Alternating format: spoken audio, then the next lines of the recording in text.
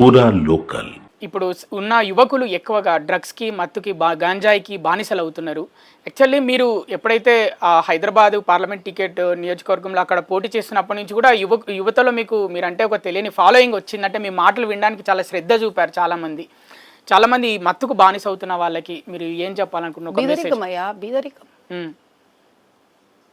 ఇప్పుడు ఓల్డ్ సిటీలో కానీ అటు బోరబండ గిరబండ బస్తీలలో కానీ ఫస్ట్ డ్రగ్ అమ్మే పిల్లలు ఎవరయ్యా?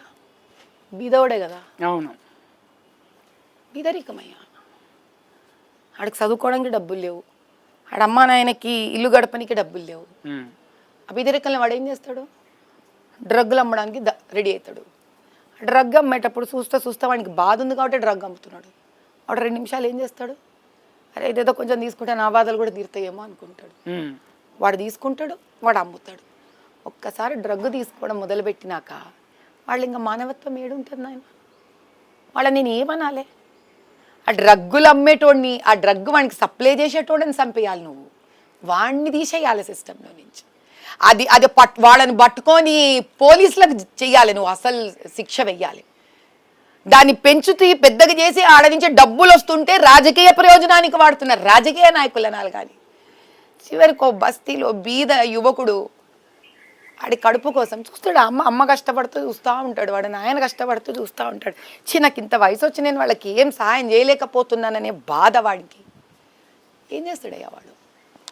వాళ్ళని కాదయ్యా టార్గెట్లు చేయాల్సింది. వాడిని అమ్మిచ్చే వాడు ఉంటాడు చూడు, డబ్బు చేసుకుంటూ రాజకీయ నాయకులకి పంపించుకుంటా డబ్బులు, పోలీసులకు డబ్బులు ఇచ్చుకుంటుంటారు చూడు. దమ్ముంటే వాళ్ళ పేర్లు బయటికి తీసుకురండి, నేను బోరాడతా. అంతేగాని ఈ పిల్లల గురించి నా పిల్లలు నేనేం తిట్టుకున్నట్టు ఉంటుంది వాళ్ళని ఏమనంటే. ఆ స్థితి ఏ యువకులకు రాకూడదని కోరుకుంటా అమ్మవారిని నేను.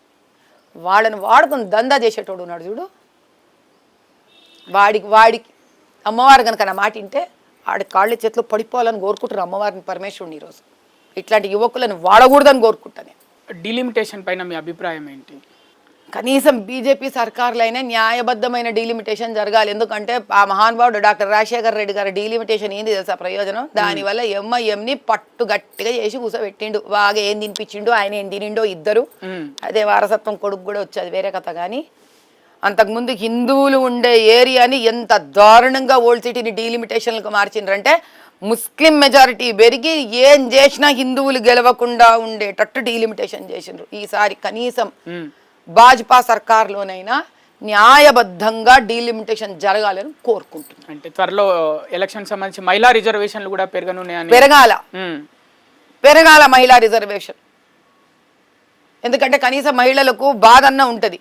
అయ్యో పిల్లలే యువకులు పాడు కాకూడదు, ఆడపిల్లలకు మంచి జీవితాలు దొరకాలి, చదువులు రావాలి అని ముదిరిపోయి ఉన్నారు రాజకీయంలో వీళ్ళందరూ. ఈ మగవాళ్ళు ఇష్టం వచ్చిన డబ్బులు తినడం, మగపిల్లలు కానీ ఒక ఆడ మనిషి అయితే నాకు తెలిసి అంత ఈజీగా మేమెవరం పోయి గంజాయిలు దందాలు చేయం కదా. అంటే మహిళలకు చాలా కష్టమా రాజకీయాల్లోకి వచ్చి రాణించడం?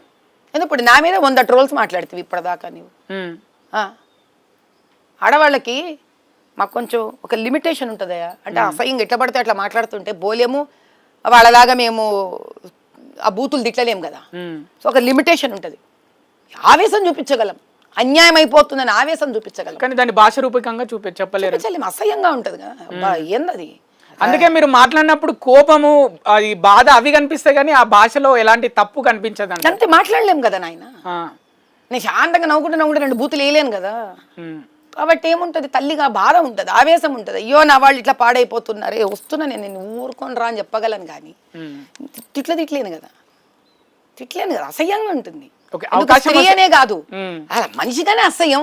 స్త్రీకి అసహ్యం వెంటనే అర్థమవుతుంది కాబట్టి తిట్టబుద్ధి కాదు. ఎందుకంటే తిట్టులో ఫస్ట్ బాధపడేది స్త్రీయే కాబట్టి. ఎగ్జాక్ట్లీ, అసహ్యంగా ఉంటుంది. సంస్కార విహీనత్వం అంటాం దాన్ని. సంస్కారం లేకపోవడం తిట్లు తిట్టడం అంటే.